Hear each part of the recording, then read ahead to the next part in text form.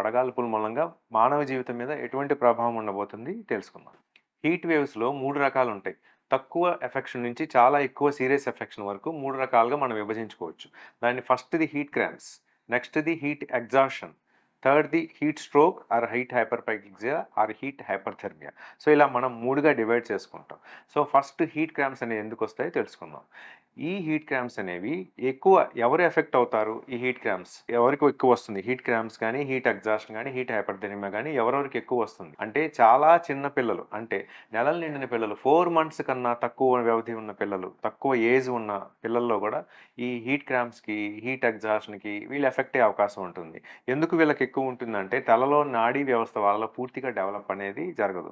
అలాగే వృద్ధులు, 60 ఇయర్స్ పైన పడిన వృద్ధులు, అలానే యంగ్‌స్టర్స్ ఎవరైతే వేడి వాతావరణంలో, బయట వాతావరణంలో వేడి ఎక్కువున్న సమయంలో ఎక్కువ మాన్యువల్ లేబరర్స్ ఎక్కువ కష్టించి పనిచేస్తారు. ఎవరైతే బయట వాతావరణంలో ఎక్కువ లైక్ స్పోర్ట్స్ ఆడటం గానీ, గేమ్స్ ఆడటం గానీ, సైక్లింగ్ గానీ ఇలాంటివి ఎవరైతే బాగా ఎక్కువ చేస్తుంటారో, బయట ఈ అగ్రికల్చర్ వర్కర్స్ ఉంటారు. ఈ పొలాల్లో వర్క్ చేసుకుంటూ ఉంటారు. సో, వాళ్ళు ఎండన పడి చాలా గంటల కొద్దీ వర్క్ చేస్తున్నా కూడా వాళ్ళకి కూడా ఈ హీట్ క్రాంప్స్, హీట్ ఎగ్జాస్ట్ అనేది వచ్చే అవకాశం ఉంటుంది. నెక్స్ట్ ఈ ప్రెగ్నెంట్ వుమెన్ కూడా చాలా హైలీ ఎఫెక్ట్ అయ్యే అవకాశం ఉంటుంది.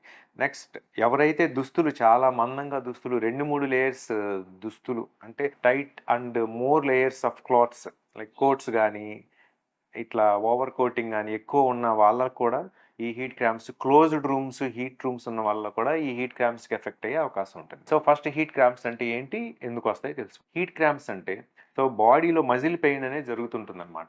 ఈ ఎక్కడెక్కడ మజిల్స్ ఇన్వాల్వ్ అవుతాయంటే కాళ్ళకు ఉండే కాఫ్ మజిల్స్, అంటే మోకాళ్ళ కింద ఉండే కాఫ్ మజిల్స్ నెక్స్ట్ అబ్డామినల్ పొట్ట మీద ఉన్న కండరాలు, చేతులు ఉన్న కండరాలు, కాళ్ళకున్న కండరాలు.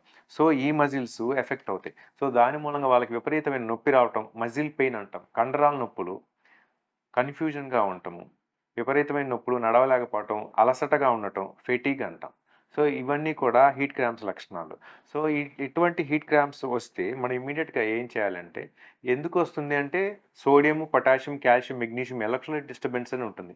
కొంతమంది చాలా ఎక్కువ వాటర్ తాగి సాల్ట్ అనేది చాలా తక్కువ తీసుకుంటారు. ఇటువంటి వాళ్ళలో కూడా సోడియం అనేది చాలా తక్కువ ఉంటుంది. సో, ఈ మజిల్ క్రాంప్స్ అనేది మనం ముందే కనుక్కుంటే రివర్సిబుల్. దీని మూలంగా ఏం ప్రాబ్లమ్ రాదు. మనకు కాకపోతే మనం ముందే మనకు అవగాహన ఉంటే, ఒక ఐడియా ఉండి దీని ప్రకారం సో, మనకి మజిల్ క్రాంప్స్ వచ్చినాయి కాబట్టి సో, ఇమ్మీడియేట్‌గా మనము కూల్ వాటర్ తీసుకోవటం, చల్లటి వాతావరణంలో ఉండటం, ఓఆర్ఎస్ సొల్యూషన్స్ తీసుకోవటం, అంటే సోడియం, పొటాషియం, కాల్షియం ఉన్న లిక్విడ్స్ బాగా తీసుకుంటూ ఉండాలి. లేదు అవి దొరకని పక్షంలో వాటర్‌లో little bit sugar as well as sodium add చేసుకొని తీసుకుంటే మన శరీరంలో కోల్పోయిన సోడియం, పొటాషియం, ఎలక్ట్రోలైట్స్, ఖనిజ లవణాలు మళ్ళీ తిరిగి మన శరీరంలో కనుక మనం తీసుకుంటే సో, ఇమ్మీడియేట్‌గా ఈ క్రాంప్స్ నుంచి మనం అనేది రిలీవ్ అవ్వటం జరుగుతుంది.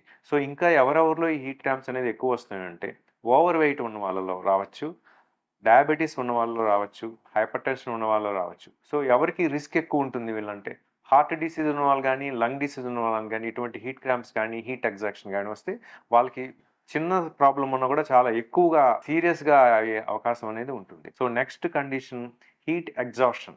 హీట్ ఎగ్జాషన్ అంటే బయట వాతావరణంలో ఉన్న ఎక్కువ టెంపరేచర్ మూలంగా సో, మన శరీరం ఎప్పుడైతే బయట వేడి ఎక్కువ ఉంటుందో మన శరీరము దానికి natural automatic thermostatic mechanism is nothing but sweating. So, చెమట రూపంలో మన శరీరంలో వేడి అనేది కంట్రోల్ అవుతుంది బయట ఎక్స్టర్నల్ వాతావరణంలో.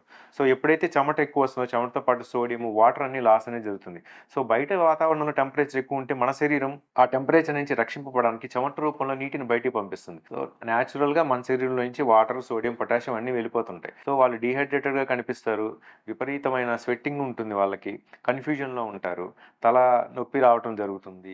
సో, రక్తనాళాలు వ్యాకోచించడం జరుగుతుంది. సో, బీపీ కూడా డౌన్ అవ్వటం జరుగుతుంది. ఇటువంటి నెక్స్ట్ స్టేజ్ హీట్ ఎగ్జాక్షన్ అనమాట. హీట్ ఎగ్జాక్షన్ మనం ఇమ్మీడియేట్‌గా ట్రీట్మెంట్ తీసుకోవాలి. హీట్ ఎగ్జాక్షన్‌లో ఏం చేయాలంటే సో, ఎవరైతే పేషెంట్ వేడి వాతావరణంలో ఉన్నారో వాళ్ళని ఇమ్మీడియేట్‌గా మనం చల్లటి వాతావరణంలోకి మార్చాలి. సో, వాళ్ళకి చల్లటి వాటర్ గానీ, ఫ్రూట్ జ్యూసెస్ కానీ, పానీయాలు ఏమన్నా చల్లటి పానీయాలు, వాటరు, కోకోనట్ వాటర్ ఇలాంటివి ఇవ్వాలి. సో, అలాంటివి ఇచ్చి వాళ్ళ శరీరాన్ని తడిగుడ్డ పెట్టి తుడుస్తూ ఉండాలి. సో, అప్పుడు వాళ్ళకి హీట్ ఎగ్జాక్షన్ నుంచి వాళ్ళు బయటపడతారు. సో, హీట్ ఎగ్జాక్షన్ ఇంకా మనం ట్రీట్మెంట్ అనేది తీసుకోకపోతే they will go into the next step that is called heat stroke or heat hyperthermia.